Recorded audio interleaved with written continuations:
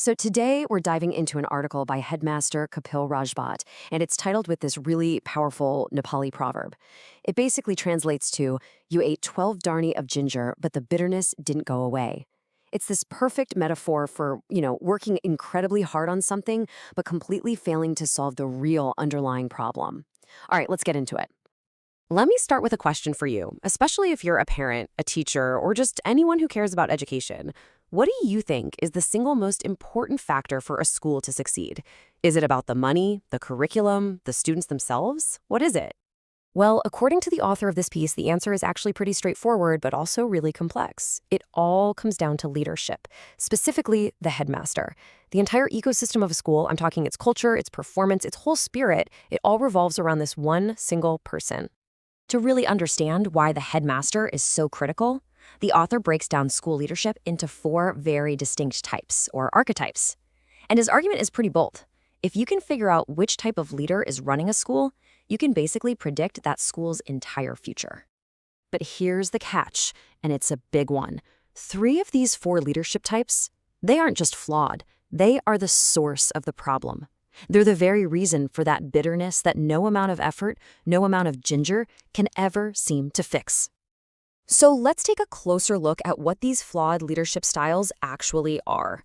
The author gives them some really descriptive names that honestly tell you almost everything you need to know right off the bat. First up, we have what the author calls the Das headmaster. Now, Das translates to slave or puppet, and that name says it all. This type of leader doesn't actually lead, not really. They're completely controlled by outside forces. And this quote from the article, wow, it just captures their situation perfectly. Their job isn't about improving education, it's about servitude. They're not making decisions for the good of the students. No, they're making decisions to please their masters, whether that's a political party or some other external group. The consequences here are just stark. You can see it right there. When a leader's only real goal is to protect their own job, the school itself is completely forgotten. Learning just grinds to a halt, and the whole institution becomes nothing more than a pawn in someone else's game. Okay, now let's move on to our second type, which is kind of the polar opposite of the puppet. This is the Malik headmaster, which means the master or the owner. This leader isn't controlled by anyone. In fact, they see themselves as the king, and the school is their personal kingdom. This quote just cuts right to the heart of it, doesn't it? For this type of leader, words like collaboration or teamwork, they just don't exist. It's a dictatorship. The headmaster's word is absolute law, and it doesn't matter if it's right or wrong. They believe they know everything. And you can just imagine the kind of toxic environment this creates, right? Teachers are treated like servants, their professional expertise is totally ignored, and the students' actual needs completely overlooked. It fosters this culture of fear and resentment, where every success belongs to the master and every single failure gets blamed on everybody else. All right, our third flawed leader is maybe the most frustrating one of all, the Kumbhakarna headmaster. Now, so those of you who might not know, Kumbhakarna is a famous character from the Ramayana epic, a giant who was known for sleeping for 6 months at a time. So yeah, this headmaster is basically asleep at the wheel. The author uses this phrase, Bhagwan Bharosa, and it says everything. It means the school is just running on God's grace or, pure luck.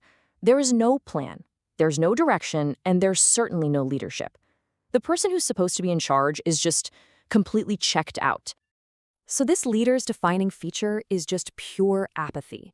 They are indifferent to absolutely everything, success doesn't excite them, and failure doesn't bother them one bit.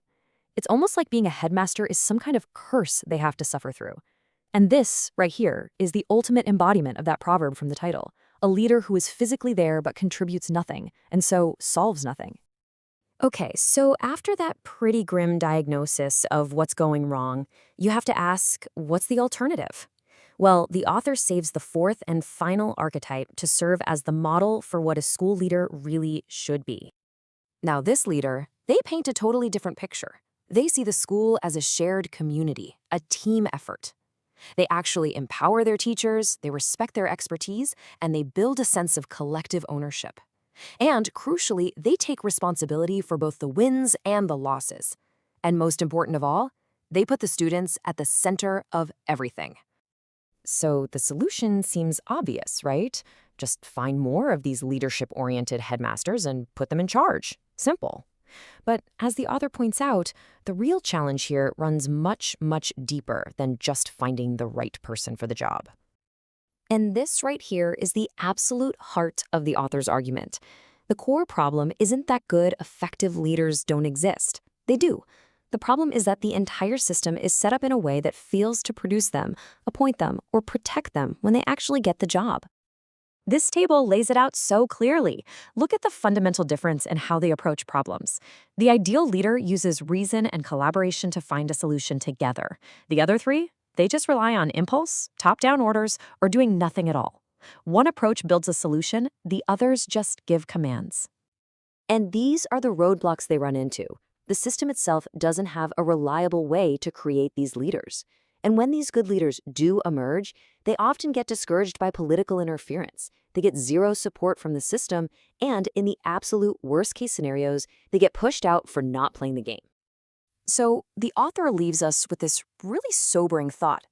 As long as the system itself is actively working against good leadership, then any chance for genuine, lasting improvement in our community schools is going to remain an incredibly difficult, if not impossible task.